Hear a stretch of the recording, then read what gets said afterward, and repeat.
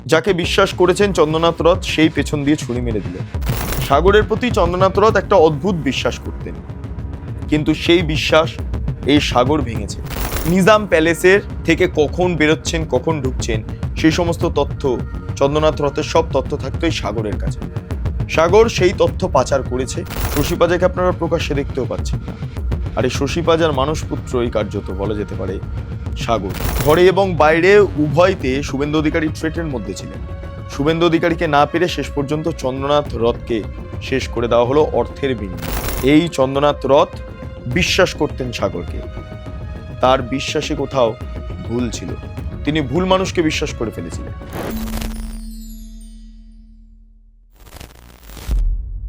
এই মুহূর্তে চন্দ্রনাথ রথ অর্থাৎ আমাদের চন্দ্রদার হত্যার ঘটনায় যে অভিযুক্তরা ধরা পড়েছে তার মধ্যে আরো দুজনকে বাড়তি অ্যারেস্ট করা হয়েছে এই মুহূর্তে সিবিআই এর তরফে। নতুন করে অ্যারেস্ট করা হয়েছে যেটা বলা যায়। একজনের নাম সাগর সোঙ্কার এবং অন্যজনের নাম সাহিব সোঙ্কার। আমরা যেটা জানি যে সাগর সোঙ্কার চন্দ্রনাথ রথের মূল ছায়াসঙ্গী ছিলেন। এই সাগর সোঙ্কার চন্দ্রনাথ রথের সমস্ত ডিটেলস জানতেন। চন্দ্রনাথ রথের অফিসে কাজ করতেন এই সাগর, এবং তার পাশাপাশি তারই পরিচিত আরেকজন সাগরের হয়তো পরিবারের সদস্য সাহিব। এদের দুজনকে আপাতত সিবিআই অ্যারেস্ট করেছে এবং উভয়ের কাছ থেকে বেশ কিছু তথ্য পেয়েছে, যেই তথ্য খুব ইম্পর্টেন্ট। ল্যান্ডফোনের মাধ্যমে যারা এই ঘটনার সঙ্গে মূল অভিযুক্ত তাদের সঙ্গে যোগাযোগ করত এবং বিপুল টাকার বিনিময়, বিপুল অর্থের বিনিময় এই যে সামগ্রিক যে সাগর এই অপারেশনটা চালায় ভেতর থেকে। চন্দ্রনাথ রথ নিজাম প্যালেস থেকে ওই দিন বেরিয়ে যান। নিজাম প্যালেসের থেকে কখন বেরোচ্ছেন কখন ঢুকছেন সেই সমস্ত তথ্য, চন্দ্রনাথ রথের সব তথ্য থাকতো এই সাগরের কাছে। সাগর সেই তথ্য পাচার করেছে এবং সেই সূত্র ধরেই যারা আততায়ীরা রয়েছেন তারা চন্দ্রনাথ রথকে গাড়ি আটকে লাগাতার গুলি বর্ষণ করে তার উপর তাকে হত্যা করেছে। অর্থাৎ মূল অভিযুক্তদের মধ্যে চন্দ্রনাথ রথের ছায়াসঙ্গী, চন্দ্রনাথ রথ যাকে বেশি বিশ্বাস করতেন, তাকে এই মুহূর্তে সিবিআই অ্যারেস্ট করলো। তাকে এবং সাহিব সোঙ্কার, তারই পরিবারের কোনো সদস্য বা কেউ হবেন সাহিব সোঙ্কার। সাগর কে? সাগর আমরা যেটা জানতে পারছি যে এই মুহূর্তে যখন থেকে চন্দ্রনাথ রথের যেই ঘটনা ঘটেছে তার ঠিক কয়েকদিনের মধ্যেই সাগরের সমস্ত ডিটেলস শুভেন্দু অধিকারী জোগাড় করতে শুরু করেন। কারণ শুভেন্দু অধিকারী নিজে থেকেও তার যে ব্যাক অফিস রয়েছে সেই ব্যাক অফিস তদন্ত চালাতে শুরু করে এবং তারপর সাগরকে একটা তালিকায় ধরা হচ্ছিল, যে তালিকা হচ্ছে সন্দেহভাজনের তালিকা। যাই হোক, সাগরকে সেই তালিকায় আনার পরই তাকে শুভেন্দু অধিকারী তার অফিস থেকে সরিয়ে দেন এবং ডিরেক্টলি তার উপর নজর রাখা হয় ভায়া পুলিশ এবং সিবিআই মারফত। সাগরকে অনেকবার সিবিআই ডেকেওছে, জিজ্ঞাসাবাদ হয়েছে এবং তারপর সাগরের কিছু কথাতে আপাতত চন্দ্রনাথ রথের যে হত্যার ঘটনা তার সঙ্গে লিঙ্ক পাওয়া গিয়েছে এবং সেই সূত্র ধরেই সাগরকে আপাতত অ্যারেস্ট করা হয়েছে বলে আমরা যেটা জানতে পারছি এখনো পর্যন্ত। কেই সাগর শুনুন। জয়পুরিয়া কলেজ থেকে উত্থান, কলেজের তৃণমূল ছাত্র পরিষদের বড় দায়িত্ব ছিল সাগর সোঙ্কারের ওপর। পাশাপাশি কলেজে পড়াশোনা চলাকালীন শশী পাজার হয়ে সক্রিয় রাজনীতি শুরু হয় সাগরের উত্তর কলকাতাতে। শশী পাজার কার্যত মানসপুত্র ছিল এই সাগর। পরবর্তী ক্ষেত্রে তৃণমূল যখন বেকায়দায় চলে যাচ্ছে, সাগর পরিস্থিতি বুঝতে পেরে শুভেন্দু অধিকারী যখন বিজেপিতে যোগদান করেন তখন ঘুরপথে বিজেপিতে যোগদান করে ফেলে এই সাগর। তারপর চন্দ্রনাথ রথকে দায়িত্ব দেওয়ার পর চন্দ্রনাথ রথ নিজের টিম সাজিয়েছিলেন, সাগরকে তুলে এনেছিলেন উত্তর কলকাতা থেকে। সাগর সাংগঠনিকভাবে অনেক কিছু জানতেও বলে সাগরকে চন্দ্রনাথ রথ অনেক দায়িত্ব দিয়েছিলেন এবং ধীরে ধীরে সাগর বিশ্বাসযোগ্যতা অর্জন করে চন্দ্রনাথ রথের কাছে। এবং অফিস, যদি চন্দ্রনাথ রথের অফিস দেখি যারা যারা কাজ করেন তাদের মধ্যে চন্দ্রনাথ রথ সবচেয়ে বেশি বিশ্বাস করতেন এই সাগরকে। এমনও ঘটনা গিয়েছে, আমরা নিজের কানে শুনেছি, যে আমি যে ছেলেটাকে সবচেয়ে বেশি বিশ্বাস করি সে কোথায় আজকে। কারণ শুভেন্দু অধিকারীর যে কাজ, যেটা চন্দ্রনাথ রথ সামলাচ্ছিলেন, সেই কাজের সঙ্গে কিছু দায়িত্ব সাগরকেও দেওয়া ছিল। চন্দ্রনাথ রথ নিজেই সেই দায়িত্ব দিতেন। ফলে সাগরের প্রতি চন্দ্রনাথ রথ একটা অদ্ভুত বিশ্বাস করতেন, কিন্তু সেই বিশ্বাস এই সাগর ভেঙেছে। সেই বিশ্বাস চন্দ্রনাথ রথ তার হত্যার ঘটনায় তারই ছায়া সঙ্গে যুক্ত। তার নাম সাগর শঙ্কার। ভাবতে অবাক লাগছে, কাকে বিশ্বাস করবেন, কিভাবে বিশ্বাস করবেন, আদৌ বিশ্বাস করা সম্ভব কিনা। যাকে বিশ্বাস করেছেন চন্দ্রনাথ রথ, সেই পেছন দিয়ে ছুরি মেরে দিল। কিসের বিনিময়? অর্থ, লোভ, পদের বিনিময়।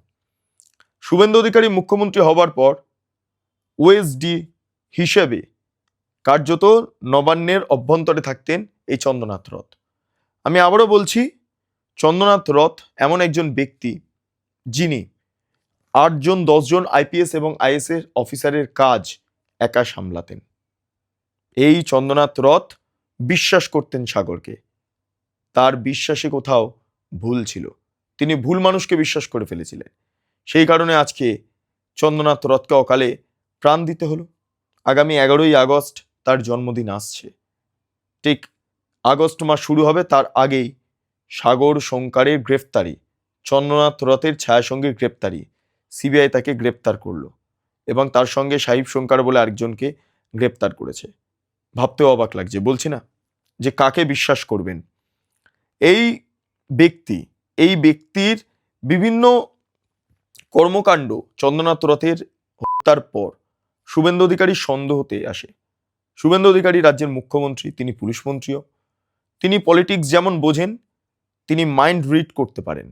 তাকে আমি যতটুকু দেখেছি তাতে করে এটুকু জানি তিনি বোঝেন কে ক্ষতিকর কে ক্ষতিকর নন।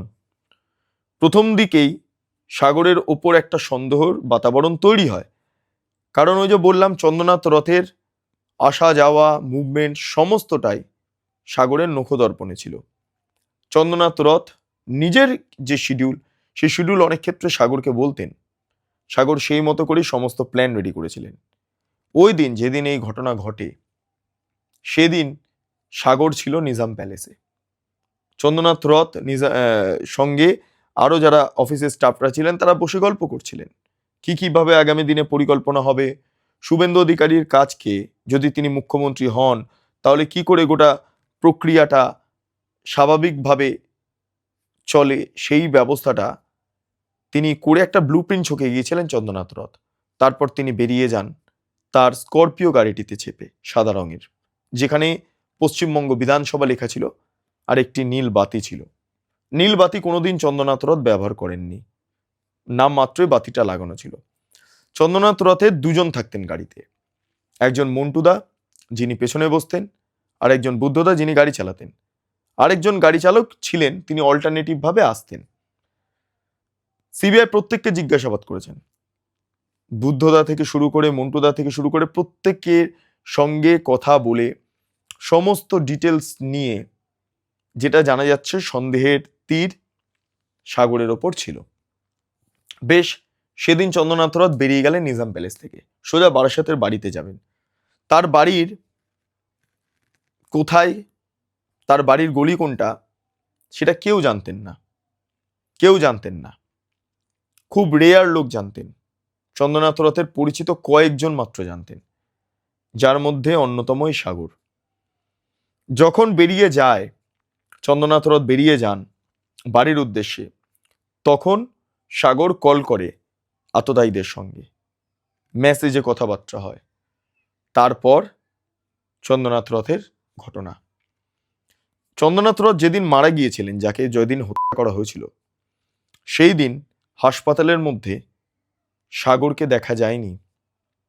সবাই গিয়েছিল হাসপাতালে, চন্দ্রনাথ রথের যত স্টাফেরা ছিলেন সবাই গিয়েছিলেন, কিন্তু সাগরকে দেখা যায়নি। অদ্ভুত লাগে। সেদিন থেকে কোথাও একটা সন্দেহের বাতাবরণ স্বাভাবিকভাবে তৈরি হয়েছিল। আমরা বিষয়টা অনেক আগে থেকেই জানতে পারছিলাম বা আঁচ করতে পারছিলাম যে ভেতরের কোনো ব্যক্তি এর সঙ্গে জড়িত রয়েছে। ভেতরের ব্যক্তি কে? সেই ভেতরের ব্যক্তি, পিটিআই এর খবর মোতাবেক সেই ভেতরের ব্যক্তির নাম সাগর শঙ্কার, চন্দ্রনাথ রথের ছায়া সঙ্গী। এবং চন্দ্রনাথ রথ হয়তো নিজের প্রাণ দিয়ে শুভেন্দু অধিকারীকে বাঁচিয়ে দিয়ে গেলেন। আজকে বিভিন্ন জঙ্গিরা শুভেন্দু অধিকারীকে হত্যা ব্লুপ্রিন্ট করছেন। আজকে যদি এই সাগর শঙ্কার এই চন্দ্রনাথ রথের ব্যাক অফিসে কাজ করতেন এবং শুভেন্দু অধিকারীর সমস্ত তথ্য যদি তার কাছে আসতো, তাহলে পরিস্থিতি কি হতো জানেন? তাহলে হয়তো শুভেন্দু অধিকারীকে ভেতর দিয়ে শেষ করে দেওয়া হতো। অর্থাৎ ঘরে এবং বাইরে উভয়তে শুভেন্দু অধিকারী থ্রেটের মধ্যে ছিলেন। শুভেন্দু অধিকারীকে না পেরে শেষ পর্যন্ত চন্দ্রনাথ রথকে শেষ করে দেওয়া হলো অর্থের বিনিময়, শুভেন্দু অধিকারীকে ড্যামেজ করতে, মুখ্যমন্ত্রীকে শেষ করতে। কিন্তু সেটা সম্ভব হয়নি। কিন্তু সাগর শঙ্কারের সঙ্গে, যেহেতু আগে তৃণমূল করতোই সাগর, ফলে তৃণমূলের কোনো যোগ ছিল কিনা সেটা অবশ্যই খতিয়ে দেখা হবে। শশী পাজার কি ভূমিকা? কারণ চন্দ্রনাথ রথের ঘটনার পর শশী পাজার কোনো খোঁজ পাওয়া যাচ্ছে না। শশী পাজাকে আপনারা প্রকাশ্যে দেখতেও পাচ্ছেন না। আর এই শশী পাজার মানসপুত্রই কার্যত বলা যেতে পারে সাগর, যাকে চন্দ্রনাথ রথ নিজে তুলে এনেছিলেন একজন বিক্ষুব্ধ তৃণমূল কংগ্রেসের কর্মী হিসাবে, যে পরে বিজেপি মনোভাবাপন্ন হয়ে যায়। এই সাগর দীর্ঘদিন ধরে তাকে শুভেন্দু অধিকারী তার অফিস থেকে দূরে রেখেছিলেন চন্দ্রনাথ রথ হওয়ার ঘটনায়, এবং শোনা যাচ্ছে শুভেন্দু অধিকারী বাকি যারা অফিস স্টাফরা রয়েছেন তাদেরকে সাবধান করেছিলেন যে সাগরের থেকে দূরত্ব বজায় রাখবে, এবং প্রত্যেকে সেই মতো করে দূরত্ব বজায়ও রেখেছিল। শুভেন্দু অধিকারী যেটা সন্দেহ করেছিলেন সেটাই বাস্তবায়িত হলো। সিবিআই অ্যারেস্ট করলো চন্দ্রনাথ রথের ছায়াসঙ্গী সাগরকে। অবাক লাগছে, সত্যি অবাক লাগছে। যাকে বিশ্বাস করলেন সেই আপনাকে শেষ করলো। এটা কেবলমাত্র রাজনীতির অংশ নয়, এটা মনে হয় প্রত্যেক বাড়ি বাড়িতে একই ঘটনা। নিজের মানুষই বা নিজের বিশ্বাস করেন যে মানুষকে, সেই মানুষই আপনার ক্ষতি করতে পারে। এটাই একটা হয়তো শিক্ষা আমাদের প্রত্যেক সমাজের প্রত্যেক মানুষের কাছে। আপনাদের কি মতামত অবশ্যই আপনারা কমেন্ট সেকশনে জানান। আপনারা এতক্ষণ ধরে দেখছিলেন বেঙ্গল লিবার্টি। কিন্তু তার আগে আরেকটা কথা আমি বলবো। কয়েকদিন আগে একটি সংবাদ করেছিলাম, সেটা আপনারা স্ক্রিনে দেখতেও পাচ্ছেন। সেই সংবাদ মোতাবেক আমি বলেছিলাম সিবিআই অ্যারেস্ট করে ফেলেছে এবং তার পাশাপাশি চার্জশিট দেবে সিবিআই। হয়তো এটাই ছিল হয়তো শেষ অ্যারেস্ট, এটাই ছিল শেষ অ্যারেস্ট। সিবিআই এবার হয়তো ফাইনাল চার্জশিট দেবেন।